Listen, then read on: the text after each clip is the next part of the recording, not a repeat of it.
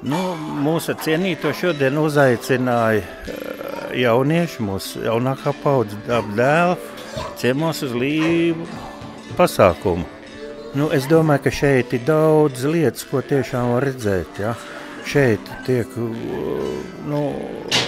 parādīts šis te zaļais dzīves stils, ja? Šīs te domāšana bez vardarbības. Tātad jauniešiem, bērniem parāda kaut ko jaunu.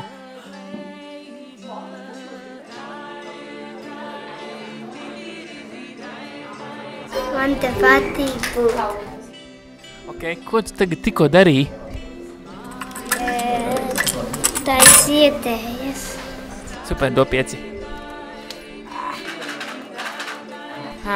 Šobrīd mēs taisam zāļu tēju maisījumus, un pirms tam mēs mācījāmies par lībiešu tradīcijām. Dažādi gan kā dejot, dziedāt, par ēdieniem.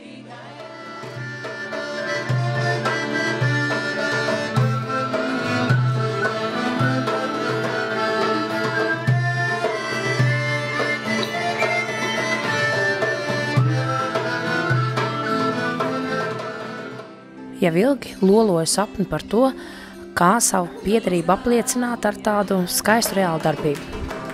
Viena lieta ir grupas un mūzika, ko mēs caur laikiem esam darījuši. Un tad man ļoti gribējās visās tajās zināšanās iedziļināties un dalīties. Tāpēc tagad ir Rīgas Līvu diena. Katru mēnešu pirmo svētdienu šeit Ritumā, pašā Rīgas sirdī, pašā centrā, pavisam tuvu tām vietām, kur dzīvoja mūsu senči šajā pilsētā. Un katru reizi mēs apgūstam kādas zināšanas, kas saistīts ar tuvākiem svētkiem, ap to mirkli, kad esam kopā nākuši. Mēs mācāmies valodu caur dziesmām, caur deju soli. Noteikti izgaršojam šo pasaules kultūru tajā mirklī, kad ir šie godi, vienmēr ir kāda īpaša ēdiena. Mācāmies kādu amatu un kopā darinām tērpu.